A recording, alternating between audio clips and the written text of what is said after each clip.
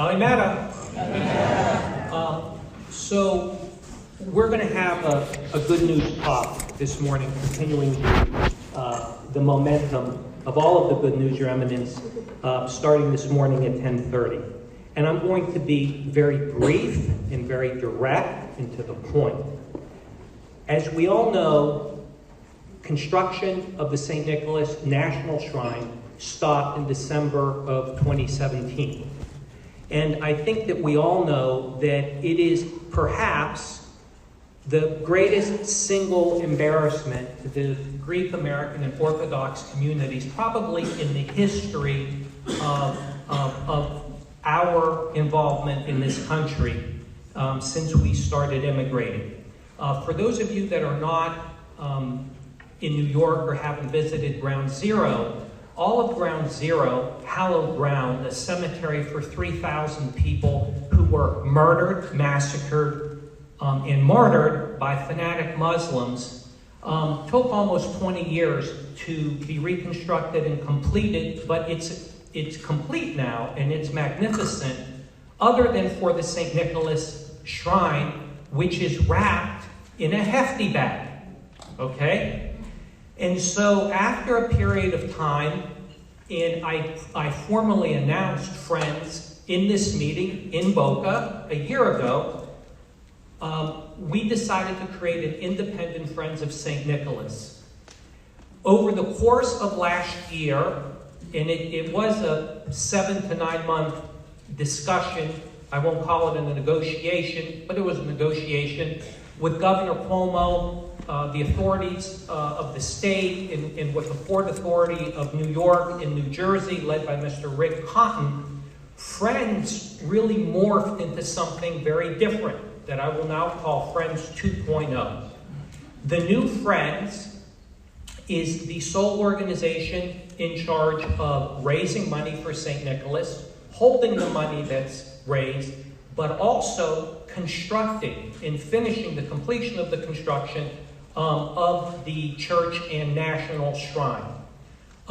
Each of the 13 trustees was approved by Governor Cuomo and Mr. Rick Cotton on behalf of the Port Authority.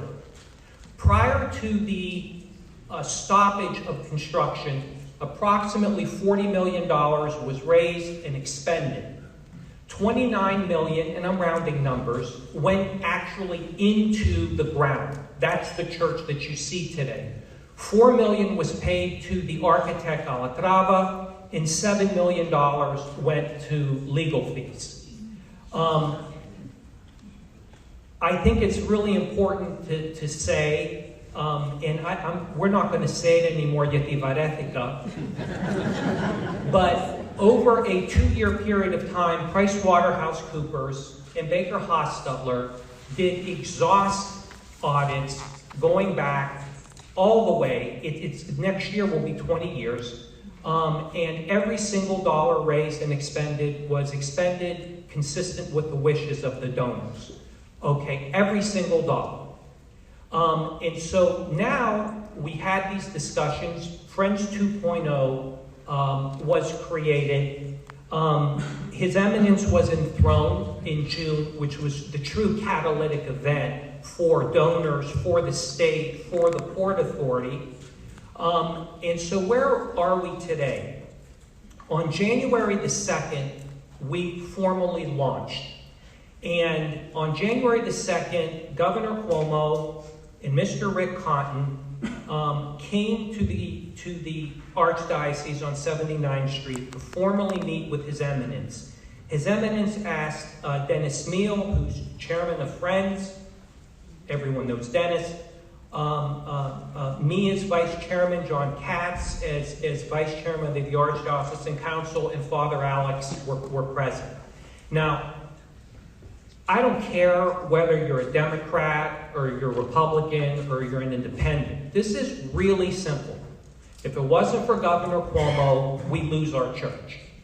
The patience that he has demonstrated and the support that he has demonstrated is a matter of conviction and a matter of faith for him. And I want to tell you a story. We sat in that meeting, and you know, the governor is a tall guy. He's let's just say a very confident guy. And he spoke in such a soft voice that I had problems hearing him. And he spoke with humility and faith.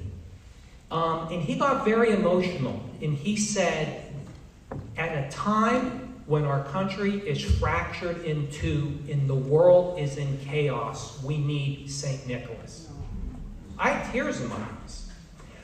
And so we launched on January the 2nd. Now, in 2019, between March and the end of the year, Mr. Richard Brown has been working with Skanska and the subcontractors of the National Shrine to determine a cost to complete, an incremental cost to complete. The answer to that question is $42 million. That $42 million is contingent on a continuous construction starting in January of 2020. If not, that cost will go up. I'm pleased to report, here's where we are today. We need to raise $42 million.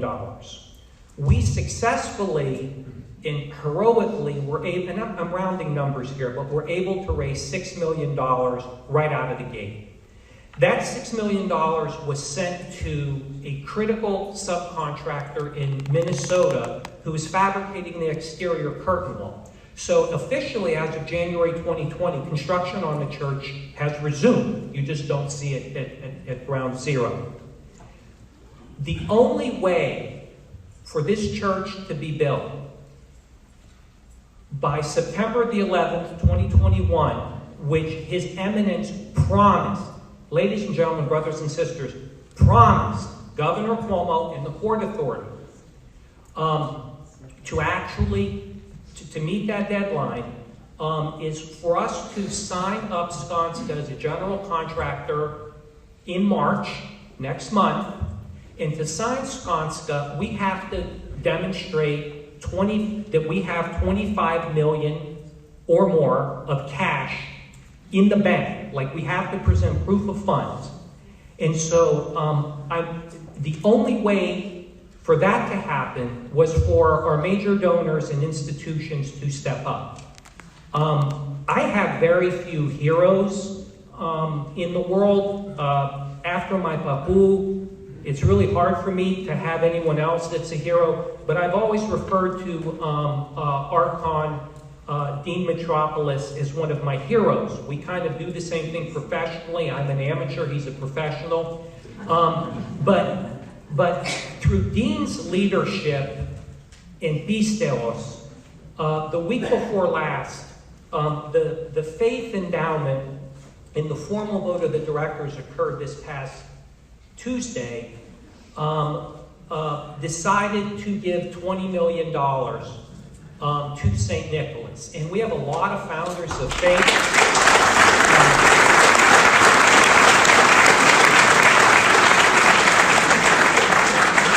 We have a lot of founders of faith in the room. Dean, his chairman, is sitting next to John Palanos, who's a founder of faith. Libby, Fuki is, oh, there you are. Mercurio, say hi, over there. We have a lot of founders in the room. Without that $20 million, this church just does not get built, okay? I am deeply grateful to Leadership 100 for its $5 million donation, $2.5 million today and $2.5 million next year. We have approximately $3 million that has just come in because people are energized and excited. And upon receipt of the faith money, upon receipt of the Leadership 100 money, the money we have in the bank, I'm very confident we're going to sign Skanska up to what's called a GMP, Guaranteed Maximum Price Contract, $6 million of which we've already taken care of, and they can start building the church. I just want everyone to understand that His Eminence El Psaros was very clear that our large donors and our large institutions needed to step forward to complete the church and the National Shrine. This National Shrine was not going to be built by a bunch of Goya kids having bake sales, okay? That was the initial approach. I'm sorry, I'm just being honest. At the end of the day, this church, the National Shrine, is going to cost $82 million to complete. 40 has been spent, as I said, incremental 42.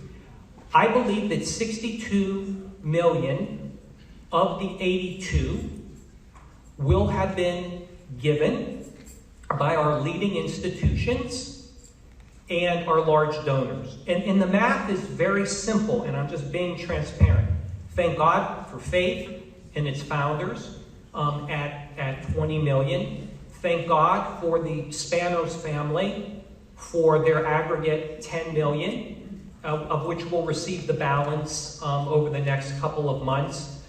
Thank God for the Jaharis Family Foundation at 6 million, for the Niarchos Foundation at 5 million, for the Philoptochos, HEPA, that have donated over $1 million, for leadership now with its $6 million in aggregate gift. And there's about 12 or 14 families, including John, including Dean, and others in this room that have personally given $1 million or more. Yes? And others. I'm just, you all know me, you know what's in my heart. I'll be honest with you, over the month of December leading up to the January launch, I was terrified. I never get nervous over my businesses or other things, but 42 million is a lot of money, and it was only going to come from a few places, and Faith has come through, leadership has come through, the Spanos families come through, others have come through. What I hope is once we sign Skanska up in March, that we'll be able to rip down the plastic hefty bags. And Richard Brown has said that they're, in quotes, ready to go, swinging hammers at ground zero. And Your Eminence, I look forward to that day. I want to have Sublis outside. I've already spoken to His Eminence about Mastiha, and you guys think I'm kidding. But for those of you that don't see it every day, this National Shrine, wrapped in that white hefty bag, has been such an embarrassment. Removing that hefty bag, finishing this National Shrine, which will be the most visited church in the United States. 10 million people will go through that church every year. It will be a beacon of orthodoxy to the world. Is going to be such a triumph. And when those doors are open in the Philoxenia on September 11, 2021, I hope you're all there, all of this will be forgotten. And we're going to be so proud.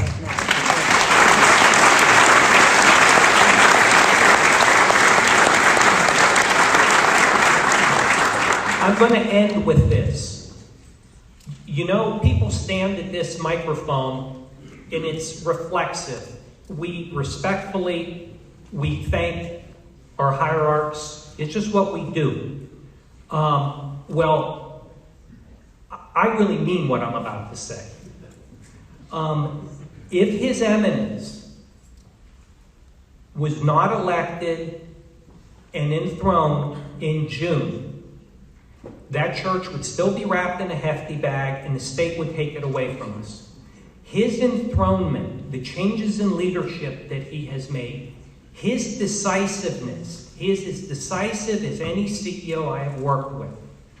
The confidence that he has brought back to the Holy Archdiocese is the reason that I'm standing here today and the reason that this church is going to be completed. And so, me agapi ke stavasmo se mazviotate sasefkaristume oli.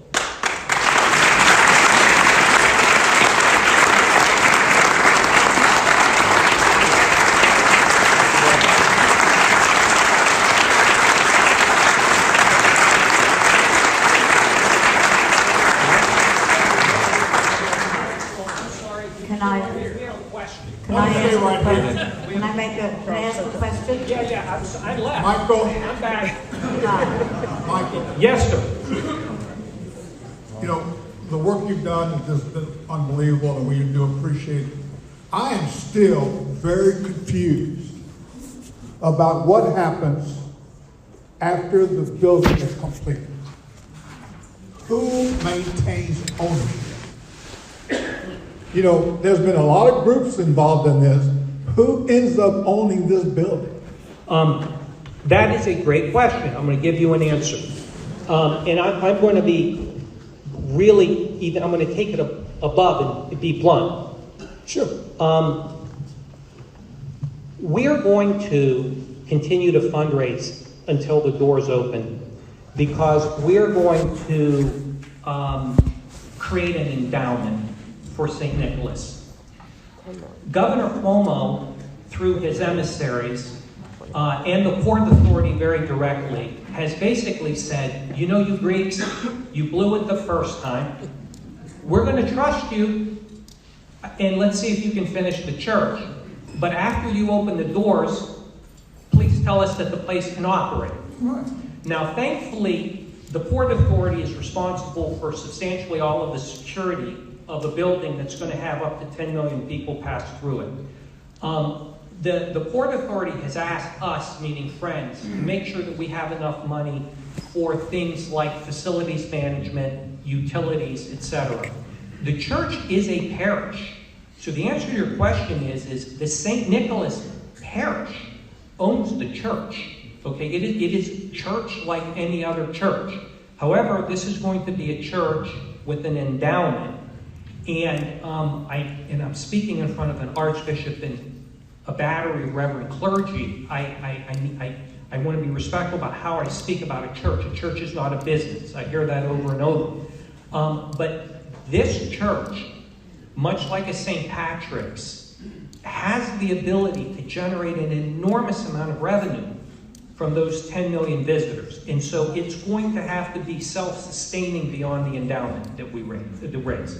Well, it just seems to me that something costs $85 million and it's going to be owned and managed by a group of 50 people that would go to a church when it was there 25 years ago. It doesn't make sense. Somebody has to be responsible. It is a parish under the uniform rules and regulations. It will have an endowment.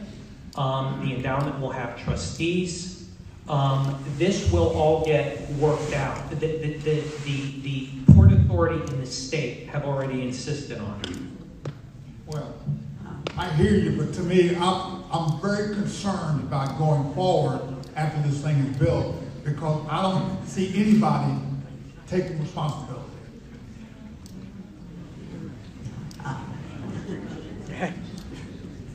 This will be handled professionally. Okay, mark this day, February 21st.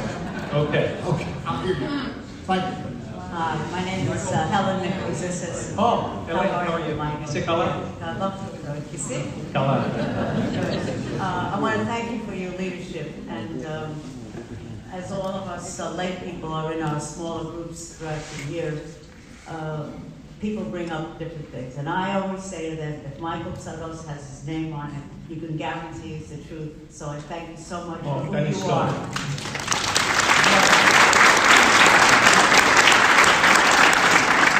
Another thing that we discussed in the small groups around dinner tables, yes, the church is owned by the little parish, but it's going to be a national shrine. How is the parish going to live its liturgical life as also being a shrine? When can it do its paraclesis services? Will it do a Sunday liturgy for its parishioners? Of course. All that happens in a regular little parish. Your Eminence, do you want to address that? That's above my pay grade. We are referring to this church still as a small parish. It used to be a small parish. From now on, it will be national shrine. It will be the model for the rest of the parishes of the Archdiocese. It's not the same. The future is not the same with the past. We have in mind that little, tiny, small, ugly building, St. Nicholas. This is not the case this time. This will be a beautiful church with the best priest, maybe a bishop, I don't know, I'm still considering. Let's finish the church and then I will tell you the name of the proestamenon of that shrine. But it will be a normal church with services every Sunday, or the normal liturgies, paracleses, whatever. Like all the other parishes, there will be no difference. But this will be the central, this will be our vitrine, this will be our window to the world. And this will be a window from the world to look into the Orthodox Church. Yes, hello, and thank you for the incredible work that you have been doing. I'm very much concerned about building trust and how we can do this to where greater numbers of people can participate. You and your committee took the position that nothing was done wrong. These are the costs, no discussions about why the costs are so big, no discussions about people being legally prosecuted at this moment. There's no questions about I'm not, respectfully, One second, let me see. Let me finish, Go ahead. please. The point is this: it would be more useful, instead of having whispers around the room as to what happened, to actually be clear. Where did money not get managed well? We have isolated this particular situation. We've carried certain people to justice rather than saying nothing ever happened. Also, why are costs so high? The reason why I'm saying this, because women are supposed to agree and not say anything negative, is that a number of us have donated in the past, and a number of us would say, what am I going to do? It's a whole lot better to come clean and say, this is what happened. Now, from here on, we have better management, or we're moving and we're making sure this situation that unfortunately has plagued Greeks for decades, for centuries, will not be repeated. I don't want to argue with you. I'm trying to be respectful. Did the global partnership of PricewaterhouseCoopers put its name in its logo and sign 2 audits because κάποιος έφαγε τα χρήματα? No, but I'm asking you, would the largest global accounting firm spend 18 months doing 2 audits along with one of our country's biggest law firms, Baker Hustle, and sign this saying that every dollar was expended consistent with the wishes of the donors? Are they lying? Because I retired from the World Bank. I know exactly what the auditor's positions are in these things. So we need to be able to go a little bit further, because it is important that this room get better trust in the processes, for which I trust you. But then one needs to say what exactly happened. A number of these things, we can discuss auditing separately. But I want this room to feel more confident. I myself, at a time when I wasn't very wealthy, donated a fair amount because we understand very much the Islamist danger in the world and what this church stands for. And it needs to be able, the more transparent we all are about these things, or you all are, the more money I think you're going to get. So that's it. You're either going to rely on those 2 audits or you're not. Because I'm not going to waste a minute. Listen to me. As chairman of Friends, not 1 minute more. Because we spent 2 years on this. It delayed construction of the church for 2 years. Okay? PwC followed cash. It was a cash audit. All the way back to September 12th, 2001. Not $1 was stolen. There was no fraud or malfeasance.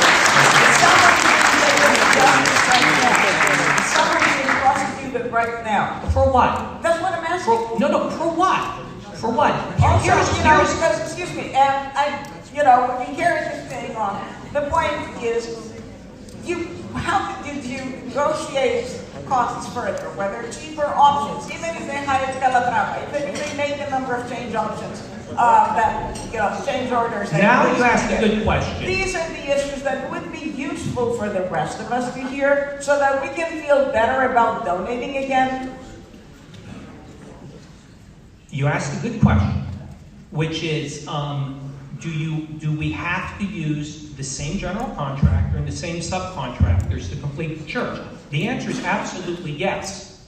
To change forces with people that have developed a global supply chain, who are in physical possession of our materials, who have the knowledge of the project, according to Mr. Richard Brown and others, would cause not only a delay of time in years, but also a geometric escalation of the cost to complete. What about negotiations regarding prices? It would be useful to hear some of that rather than just, here's 40 million. Okay, so here's what I'll do. I'll have Richard call you, and he can break down granularly for you all the negotiations for all the materials going into the church. It would be useful, but it's useful not just for me, because I get, you know, you've done this before. I've asked you, and you get isolated, like you're the only person asking. It would be useful for everyone of us to understand how 40 million or a total of 80 million end up doing. Again, it will build trust, and it will make it easier for people to donate more. That's enough. Thank you. Okay. Thank you. I think we need to move on, Michael. I'm sorry. Thank you. Michael, I want to thank you, and here's what I want to thank you for. I want to thank you for getting back up and answering the call again.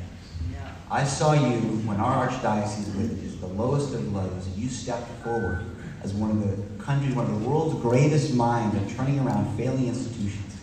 And you kissed your wife and your beautiful children on the head and said, I've got a job to do. And for over a year, you devoted enormous amounts of your time to, while running a very successful company, hundreds of thousands of your own dollars and millions of pro bono dollars devoted to our archdiocese.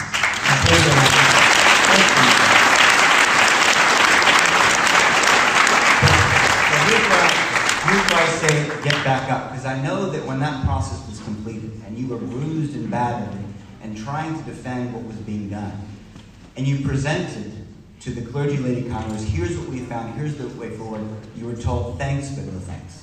Now I think just about everybody in this room has devoted the hour of the church and said, you know what, I've done my duty, it's now time for me to move on to other things and devote my life back to my family, my company. But there was another dire need for help. And once again you were asked, and once again you answered the call, and once again you've succeeded for us. So thank you, Michael. Thank you for all of this.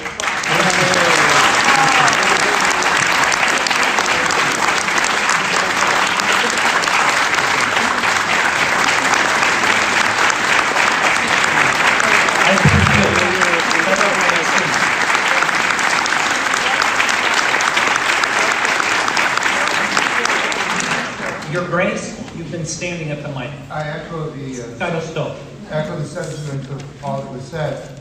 And since you mentioned, and as evidence mentioned, that this parish will function as a parish, correct? 100%. Will the parish be assessed National Ministries assessment? Lou, where are you, Lou? Lou, answer that. If it's excuse me, it's not a joke. It's not a joke. If it's generating that much income, it had better be assessed. Once again, Your Grace, that is to be determined by. Why? That's not my job. It's not my job. Is it a parish? It is a parish, but that will be determined by Lazarus and the finance committee, and I'm not on the finance committee. And the hierarchs, and you. Yeah, that's true. That's true. Hi, Michael. I just want Was to not say answered. something to you. Axios, Axios, Axios. Thank you. I have sat on the boards with you, and I have seen tears in your eyes of the mess that we were at. And I've seen you say that we have to learn from our mistakes and move forward. And you took those reins.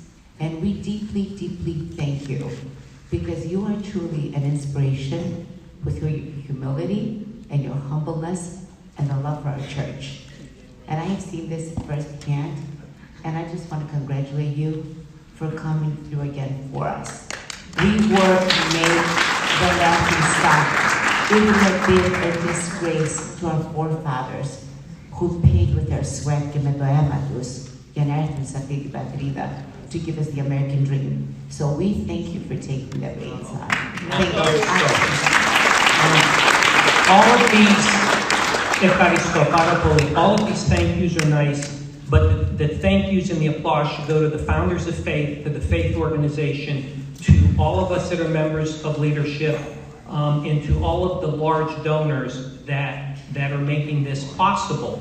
How exciting it's going to be this time next year. Mike, what's the venue in Florida? Where are we going to be? Oh, Scottsdale. Oh, okay. So this time next year when we're in Scottsdale, I look forward to giving you an update. 1 year later, we'll have pictures. On March 16th, His Eminence and others are going to fly to Minnesota to actually see the exterior curtain wall being fabricated. There will be photographers there. And so the first pictures that everyone sees will not be at Ground Zero. It'll be in Minnesota.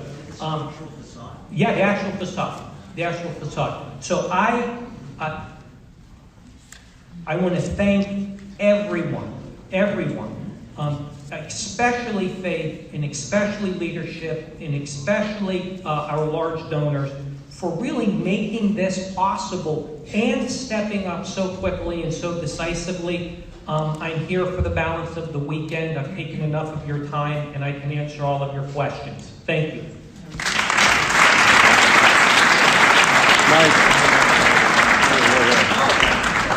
One more. Last one, please, I'm because sorry. we'll have to move on. As you know better than I do, anytime you start a major real estate project, the approval process is one of the most critical things. Have all the approval processes been completed to move ahead to make this complete? They were completed when construction started, and they are all completed today. This is not my area of expertise, but here's the answer. The answer is that the National Shrine sits on the physical property of the Port Authority. And so the Port Authority can do basically whatever it wants. And so you asked a very good question, and that's the one thing that we don't have to worry about. Michael, thank you again.